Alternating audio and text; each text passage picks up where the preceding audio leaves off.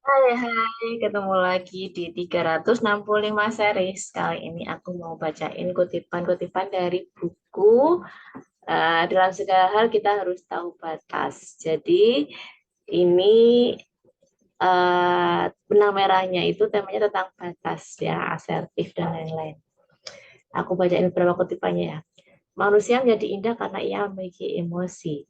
Ketika ia berubah resistance karena pengalaman hidup dan trauma yang pernah ia alami dan lain-lain, lalu berkurang intensitas emosinya, ia berubah menjadi lebih seperti zombie, kayak nggak punya perasaan. Dan ini sebenarnya menakutkan loh. Terus teman-teman di Twitter, mutual di Twitter pada nimbrung gitu kan. Saya sih berubah dingin sama orang yang jahat dan munafik. Gak bisa pura-pura baik dan ramah. Bodoh amat, bahkan males liatnya. Ya, itu ada komen. Nah, itu yang bagus buat kesehatan mental kita ya.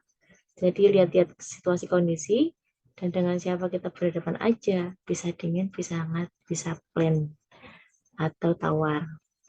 Bener, utamakan mental dan hati sendiri. Gak usah ada yang komen yang lain.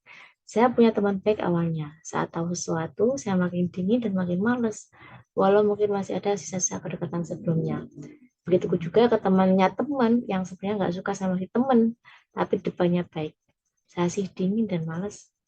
Sepakat sih, mesti bikin boundaries, ya, agar jangan sampai menggerus values nilai-nilai kita, lalu tahu-tahu kita nggak sadar ikut degradasi.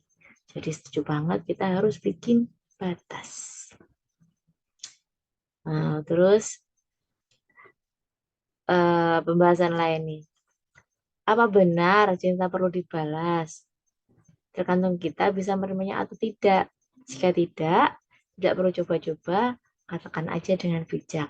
Kalau masih mau lihat-lihat dulu, bilang aja. Tapi diperjelas batas waktunya sampai kapan. Misalnya kalau kita belum terlalu kenal, jangan ngomong cinta dulu gitu ya. Jadi harus ada batasnya, itu dijelasin.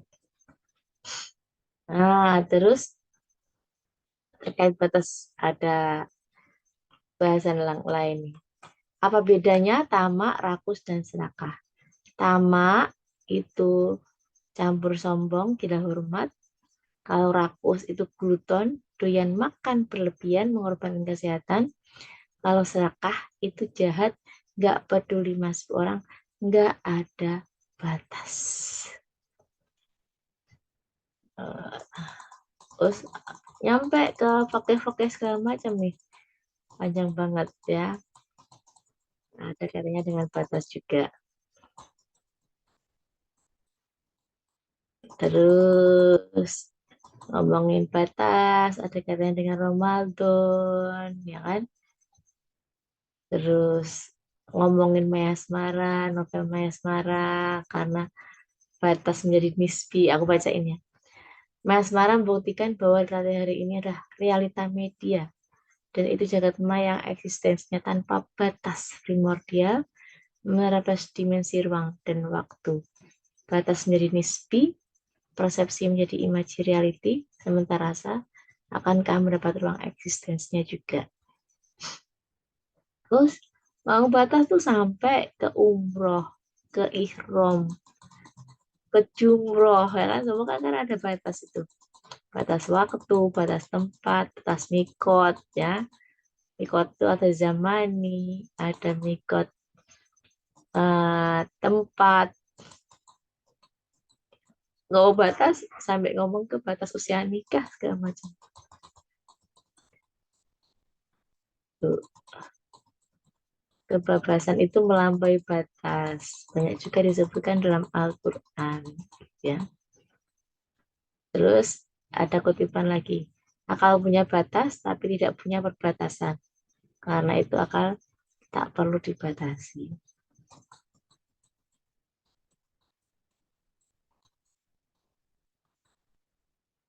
Nah, kata ibu, pilihlah pakai hati. Hati itu bersih.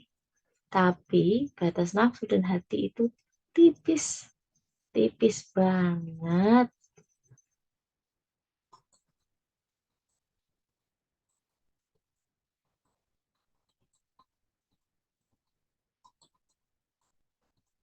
Terus ada beberapa tulisan yang itu jauh di tahun yang lama banget, bahkan nggak tahu gimana bisa sampai nulis yang seperti ini. Tapi ya gitulah, kadang-kadang tuh ide datangnya mak duduk datang gitu, terus dengan ilham hidayah Allah, tahu-tahu tulisan itu lahir, kita nulis sedemikian rupa gitu ya. Aku makanya bisa bilang tuh sebenarnya writing is miracle, nulis itu sebenarnya keajaiban sih. Contohnya nih, membatasi diri atau menahan nafsu demi mencapai makom atau makolah tanpa batas. Nah, di ungkapan itu walaupun pendek, sebenarnya dia merupakan ekstrak atau intisari eh, dari sebuah pengalaman, peristiwa, atau rangkaian peristiwa yang menep, mengendap gitu ya. Kemudian dia akhirnya melahirkan sebuah simpulan. Oh, begini loh maksudnya ternyata yang aku alamin itu gitu.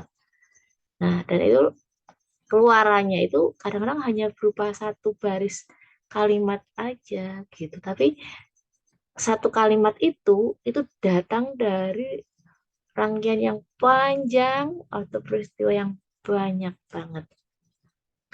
Jadi kalau ulama-ulama dulu nulisnya juga kadang-kadang kata-kata mutiara gitu kan.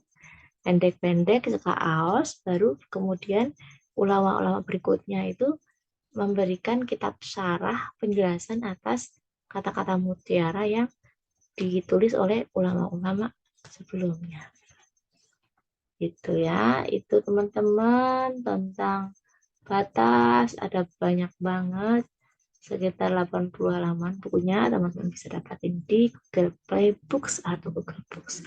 Selamat membaca.